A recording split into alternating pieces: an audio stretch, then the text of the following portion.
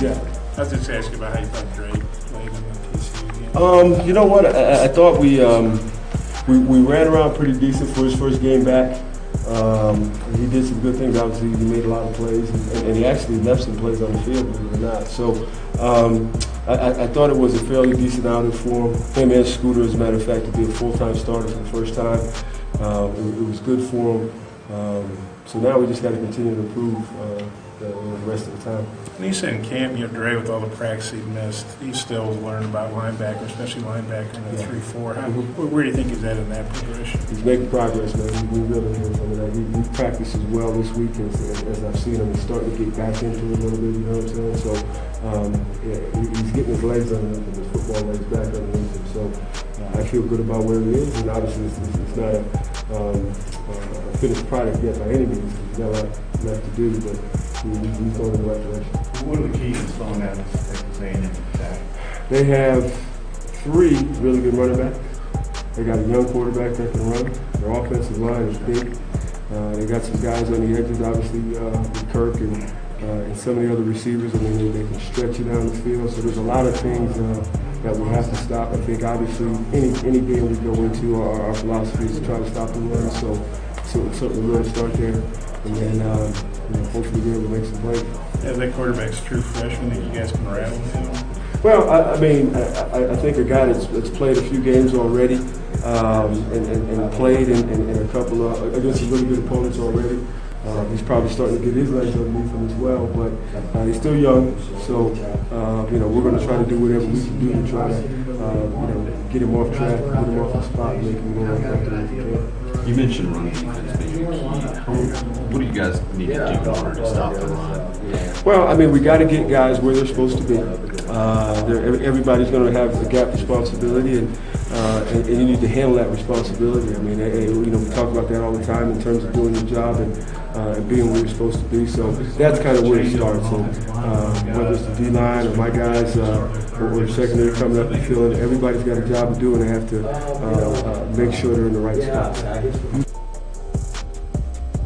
Welcome back. It's our Thursday edition of On the Hill with Pat Jenkins, Sport Talk Radio. This audio is brought to you by Lindsay and Associates with locations in Fayetteville, also 2 locations in Rogers. We bring great neighbors together. The segment's also brought to you by Locomotion. It's located just below the Northwest Arkansas Mall in Fayetteville. And also, too, Fun City. It's located just off the 412 bypass in Springdale, Arkansas. And once again, if you don't get a chance to catch us here each and every day from 1 to 2 up on the Hill live stream, you can catch us on iHeartRadio as we take the top segment from each daily show and we podcast it on iHeart, just to give you a little glimpse of tidbits that were talked about throughout the week so you guys can stay updated. That's what we like to do. But talking about, the linebackers, Dre Greenlaw, 17 tackles. I thought Dre and Scooter really over the last 2 games, Scooter in game 1, Dre in game 2, they played fairly good. But in a game like this on Saturday, Demetrius, your linebackers are going to have to play a tremendously sound football game, tackle well, but also be able to recognize when to get out in pass coverage. And you got to win some of those battles, don't you think, on 3rd down? Definitely. I think that was one area of improvement that Arkansas definitely could have did better in that matchup versus TCU, which I think really led the defense to get kind of tired when they weren't getting those 3 and out. So it's going to be critical that Dre and Scooter really play disciplined ball, because those are 2 guys that Coach Hargreaves and the entire defense really look upon to make some big plays for them. When you wake up on Saturday morning, no matter what time you get up, the words for the day, there's only 3 of them if you're Arkansas: Ford, Bussey, and Williams. And by that I mean the 3 running backs. It's going to be a heavy dose of the Aggies just trying to physically line up and establish themselves and impose their will in the running game on this Arkansas Razorback football team.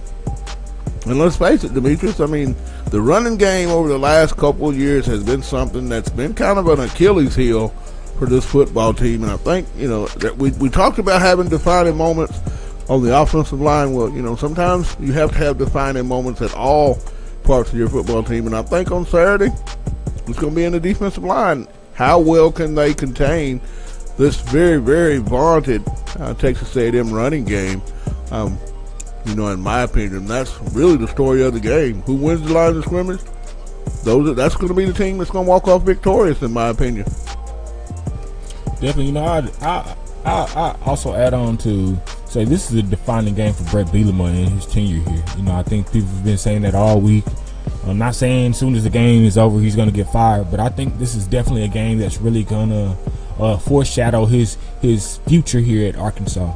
I don't think there's a lot that he can really go in and change with this year, and he's already came out and said that he's not going to really make a lot of changes. He's not going to really try to add a new offense because the offense didn't work. He's going to stick to what he knows. He's going to stick to what he's brought and where he's at thus far. So it's really compelling to me how he comes out, whether it be winning or losing, and the reaction he gets from the fan base. And not only the fan base, Jeff Long, because Jeff Long's really been a big player in his corner.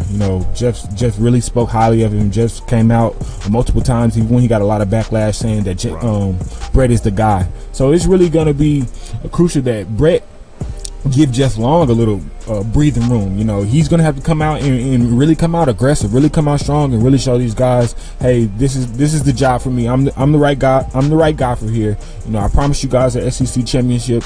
I haven't beat A&M, and I think this is a win that can really stir the ship right and get a lot of momentum and motivation going for the football team for the remainder of the year. I totally agree with you, and that's going to wrap up today's show of On the Hill with Pat Jenkins Sports Talk. But want everybody to know, tomorrow, it's the A. It's our Friday edition of On the Hill. We call it the A. We'll have multiple coverage up to the minute as Demetrius and I will be leaving to head down to Dallas to cover that incident in that ball game in its entirety for you guys here on the Hill. We'll have post-conference presses as soon as it comes available. But I want to get you the lineup. Tomorrow at 1:05, we're going to have on a very important guy, knows the Texas landscape as well as recruiting. Damon Sales, he's going to come on and talk to us. Also, too, we're going to have Fletcher Wheatley of AggieYale.com. We'll get Fletcher's takes on just how important this is for Coach Sumlin going forward in that entire Texas A&M program, in his opinion. And then we're going to have on Mascot Media's, our good buddy Derek Oxford. We'll get his takes on the Ags and the Hogs.